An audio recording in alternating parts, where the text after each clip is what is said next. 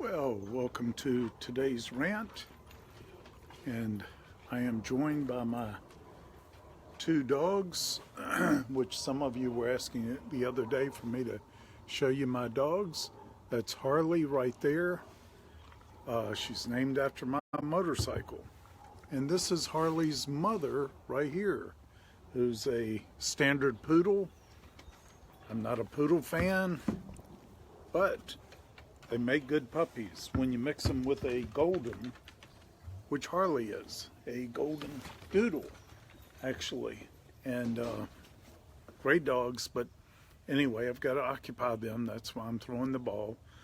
But I wanted to talk today about myths that we believe in and shouldn't. They're myths and they're errors for the most case. One, about our government, that the founding fathers in the Constitution provides for three co-equal branches of government. Big myth, not the truth.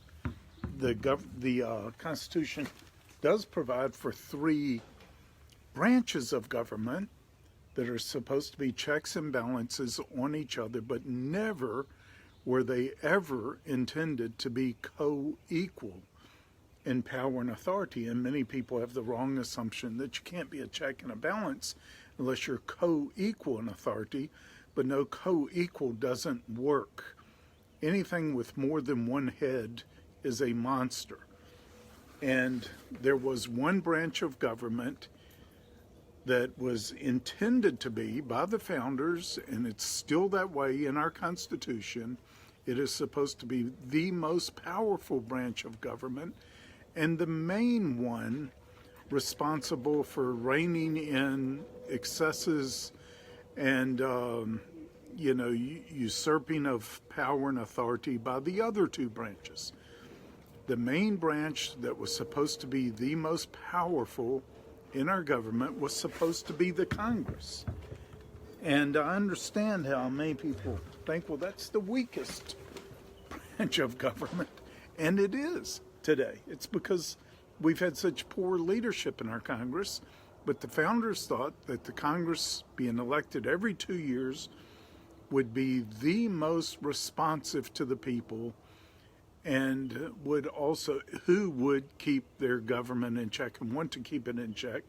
But you can have the most perfect form of government and still have bad government if you have bad leaders in it. You have bad people in it. And the Congress has had the weakest leadership of all the branches of government in our history. But that's why the Congress alone was given the power of the purse. They were also given the power to impeach. No other branch of government are given those powers. The Congress has to fund every court system in America except the Supreme Court. The Constitution does establish the Supreme Court, Article 3 of the Constitution, but all the other courts were to be established and funded by the Congress as it deemed necessary and as they were needed. And thereby they could be defunded by the Congress when they get out of whack. Like the Ninth Circuit Court that is so out of whack, its rulings get overturned 80% of the time. They are just the wackiest one, and the wackiest people seeking the wackiest of all, decisions from the courts. They run to that. It's called judge shopping. And they try to get things in the Ninth Circuit Court of Appeals because they know they're so wacky out there that they would agree with the craziest things. And then we have to deal with that. But it gets overturned 80% of the time. But whenever ever any court got overturned 70% of the time, or 20% of the time, really, something's really out of whack. Way out of whack, and it should be defunded by the Congress. They have to vote for the Ninth Circuit every time they do a budget, and they should vote it out, cancel all funding for it. It's crazy. And then the appeals and all that would go to it would go to other courts that are obviously doing a much better job than the Ninth Circuit. I'm just saying, but our Congress was intended to be the strongest, most powerful branch of government. Our founders feared tyranny from two directions, both from the king or from the mob. And they saw the excesses of both. They saw the excesses of King George, which resulted in our revolution. They witnessed the excesses of the mob in the French Revolution. And tyranny can come from either of those directions, so that they sought to develop a system of government, a form of government, which they did brilliantly, that would resist tyranny from any source. And our government and our Constitution and Bill of Rights were written to restrain the power of government, not to give it power, because they believed that, it was the nature of governments to usurp increasing amounts of power until they became all-powerful. So they set up one that would be a check on the power of government and a restraint on government. That was the main purpose of our Constitution, the main purpose of our revolution, to have a place where the people were the sovereign. Didn't want anarchy, didn't want lawlessness. We got to have a government, just you don't want too much government. Government run amok is unbelievably destructive and has proven destructive every time. So, and we've had a form of government that has been amazingly effective. And, but about 100 years ago, we have about a century now where we've drifted further and further from the moorings of the Constitution. We're getting further and further out. The debt and other things, other decisions, or things being allowed by our government are getting crazier and crazier. And all the pork barrel stuff that is, you remove just the pork barrel stuff, which could easily be done by giving the president line item veto, and we would not have near the deficits that we have now, which are still like a Damocles sword hanging over our country.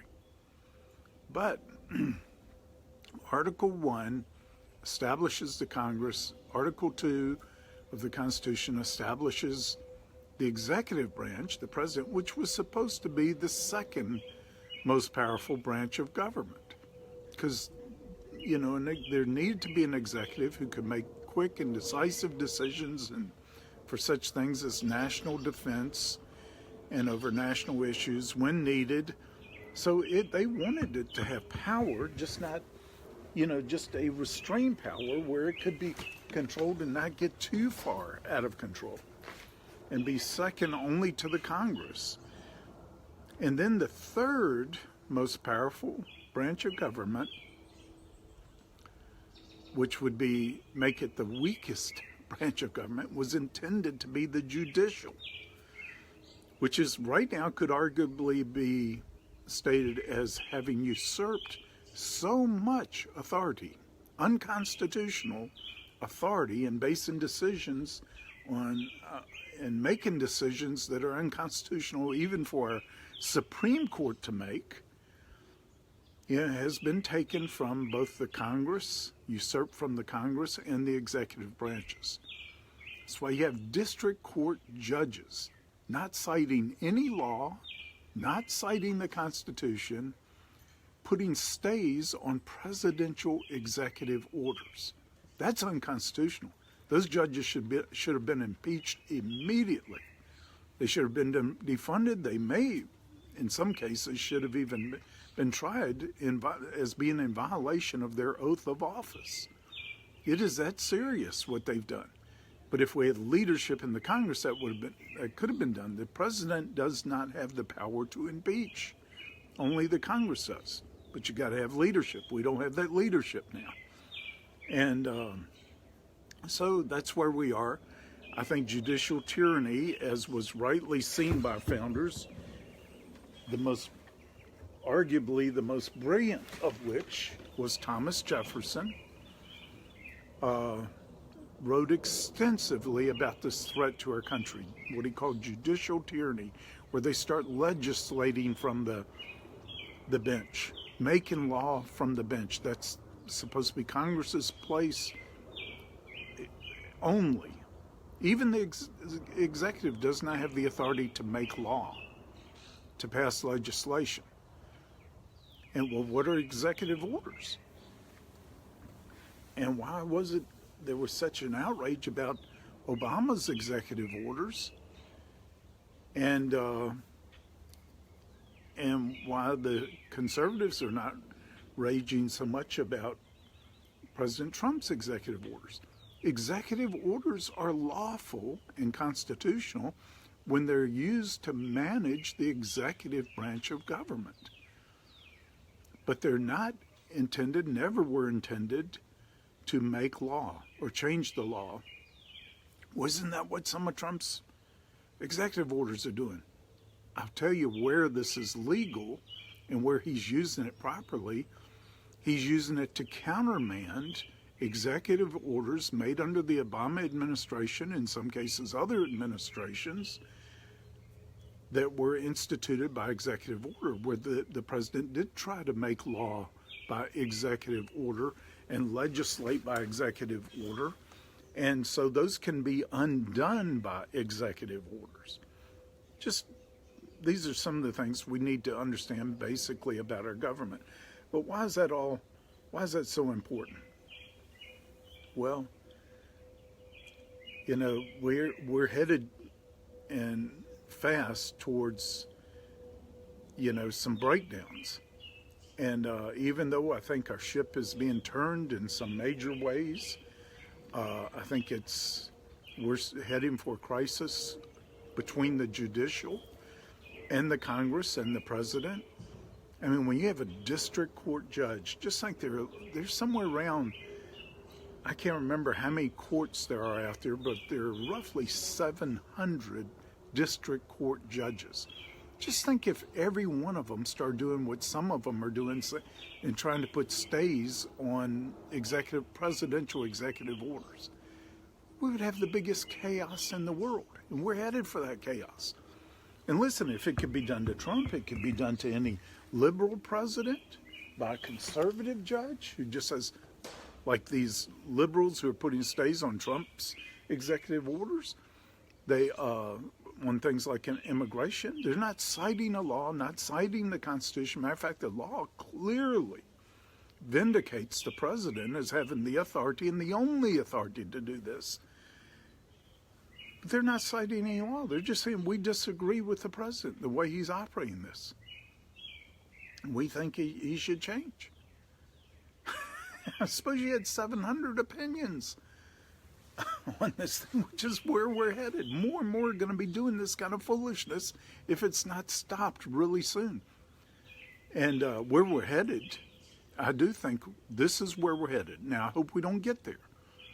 You're going to end up where you're headed if you don't change your direction. We're going to start having judges arrested for violations such as this. I mean, it's going to be an extreme reaction if it's not corrected soon. Abraham Lincoln threatened to arrest the entire Supreme Court for getting out of whack like this. He was going to do it.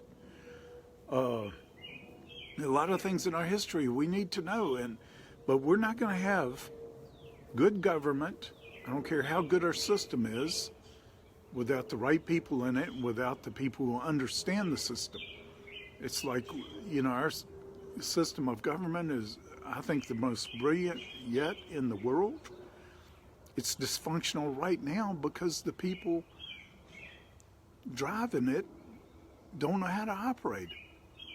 I was asked to meet with an ambassador. I was in Berlin a few years ago, an ambassador from a great country wanted to meet with me while I was there. And he'd been an ambassador to China, and now he was an ambassador to Germany. But he asked, anyway, I had a meeting with him, and he said, "What do you think about your president?" And that was Obama at the time, this was like 2009. I said, "Well, I feel like, being a pilot, that I'm sitting in the back of a 747, and there's somebody up there flying this thing who's never done it before, doesn't know what they're doing. They're just pushing buttons to see what happens." And, it's scary. Now, I think Trump needs an education on some things. I think he needs a serious education on the Constitution, not just because he's violating it, which I don't think he is. I don't know of a place where Trump is violating the Constitution, but it's being violated by the judges, the activist judges who are putting stays on his executive orders. He needs to totally disregard those orders. They're illegal, unlawful, and even the Supreme Court does not have the authority to countermand an executive order by the president or to countermand a law by the Congress. Guess what? Nowhere in our Constitution, this is shocking to most people, but I challenge anyone to show me where the Supreme Court is given the authority under our Constitution to determine what is constitutional or not. Now, our minds automatically default and think the judges are judges and they should determine all things like this, but there's a reason why that authority was given alone to the Congress, because they believed in the elected officials of the Congress who would be elected every 2 years and be the most responsive to the people, and therefore they believed in the people more than they believed in appointed judges to do the right thing.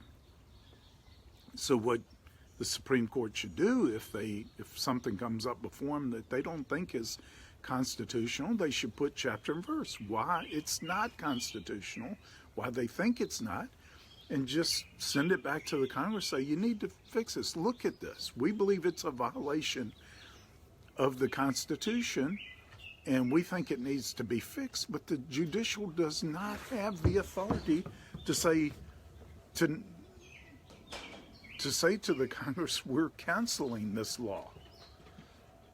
Now, the Supreme Court is, I think, misnamed. It should have been named the Chief Court or the highest court or the High Court rather than the Supreme Court. It gives the impression that it is the supreme law of the land, and that's what it has assumed. But that is not so. The Congress itself was supposed to be the supreme power, executive next, judicial last. It's flip-flop. The judicial is right now usurping the most authority from the executive and legislative branches. The Congress that is supposed to be the most powerful is now the weakest because it has had the weakest leadership and wouldn't push back against these things. Okay, isn't that exciting? Now here's another thing that's happening. I think it's really interesting. If you're a student of the times and seek to prophetically understand the times,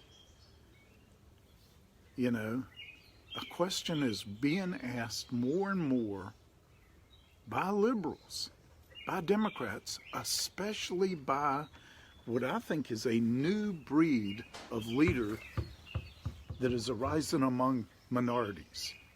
Now we start saying and prophesying back in the late 80s and early 90s, throughout the 90s, we've never changed our opinion of this, that this is something that will happen in America.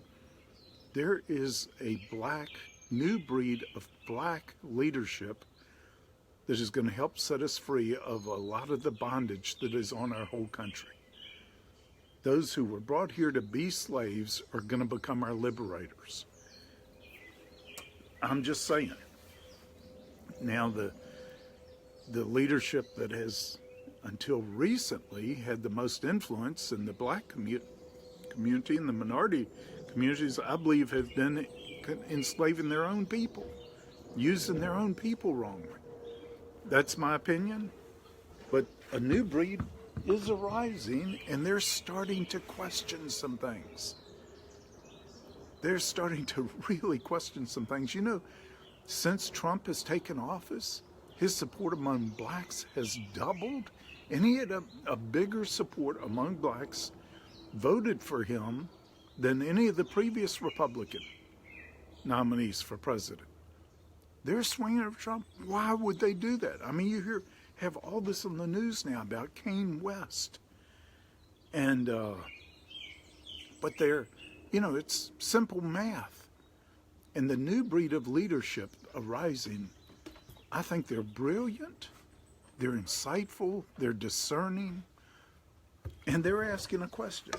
Why is it that we've supported the Democratic Party for the last 50 years, been the most loyal, faithful Democratic contingent, and our condition has not changed? It's gotten worse. Look at every city in America that has been ruled by the Democratic leadership for decades. They're the worst cities in our country. They're melting down. Detroit is now the poster child for the failure of American cities under liberal administrations. A new breed of black leadership is arising. Kanye West is obviously a part of that new breed. And they're saying, wait a minute, this hadn't worked. Why isn't it working? Why haven't they helped us? We've supported them for 50 years, half a century, and nothing's gotten better for our people. And they're bold enough, courageous enough to not only ask that question, they're demanding answers and they're demanding change. You know, the liberal parties, and this goes back to the progressives, when the liberals changed their name to the Progressive Party, is actually Communist Party USA changed their name to the Progressive Party when communism became so unpopular because of Stalin, changed their name to the Progressive Party. But they determined, a strategy for taking over America, seizing first the education system, the media, and entertainment. So give us those three, and we'll take over the country. And they pretty much succeeded at that strategy. And they also had a strategy of continually inventing crises for which they alone had the answers for, and they were going to be the champions and the saviors of the country for.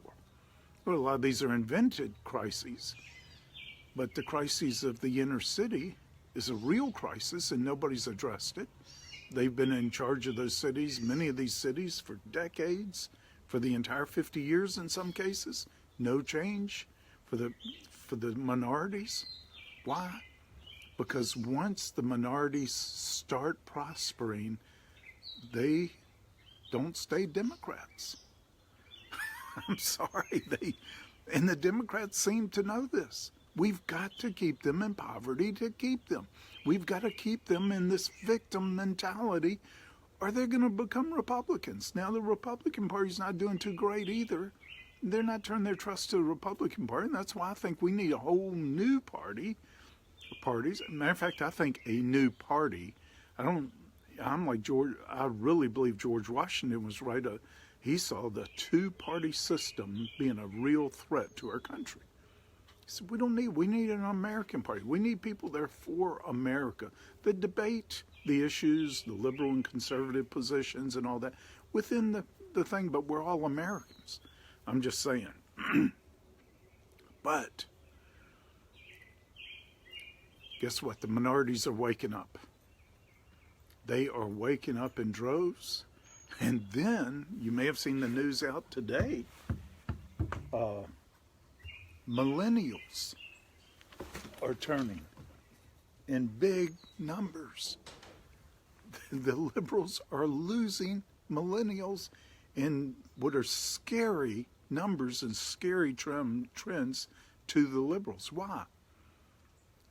With all the indoctrination that our education systems become. It's not a system of education anymore, it's a system of indoctrination. There are still some who can think for themselves. And they sit back and look at things, and they're thinking, there is a new breed of leader. It's not accepting the status quo. They're not going along with what they're told they should be believing in all.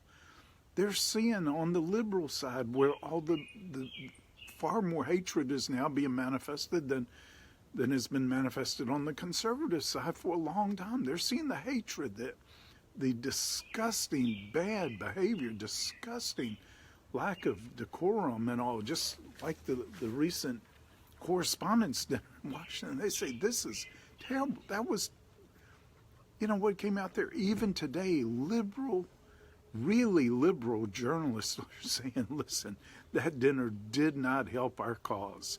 It did not help journalists. And everybody's starting to see the real mean-spirited core of what is behind a whole lot of things.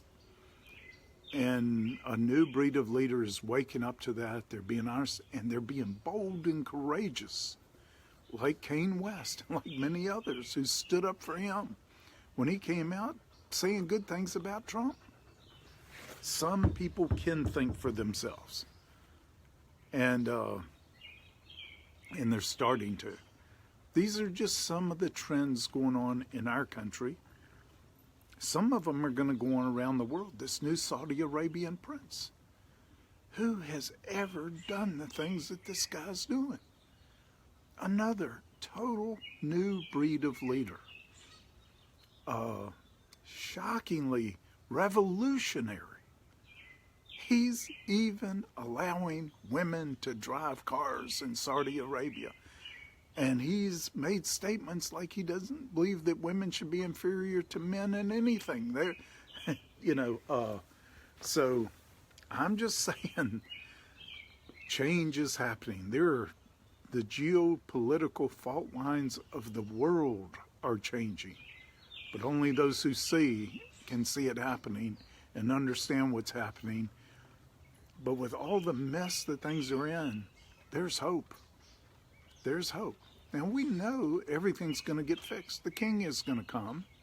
The King of Kings is going to fix everything. But it talks about when he comes, that the kingdoms of this world will become the kingdoms of our Lord and Christ. There is a becoming, there is a transforming that's going on with some nations right now. And it's just very exciting to see. Now, I'm not putting my hope in the world, not putting my hope in the White House, not putting my hope in Jerusalem. My hope is in the new Jerusalem, not the old one. I'm thankful for the old one. I'm thankful for all those who are laboring faithfully there and trying to be light and in the darkness and in one of the most conflicted parts of the world. They're rising up and with light and with truth and with hope. So this is so exciting. So good. But anyway, we have some more exciting things. I'm going to try to be a little more frequent in these rants, but I want to continue to talk more about this new breed that is arising. Why? We want to be a part of that. I'm a pretty old guy now. I'm way past what I used to call old guys. But I don't care how old you are, you can be a new breed. You can be a part of the new breed. But there's something new and fresh and dynamic happening. We need to see it, we need to understand it, and I think we need to get behind it. Anyway, thank you for listening to today's rant. God bless you. Have a great, awesome day.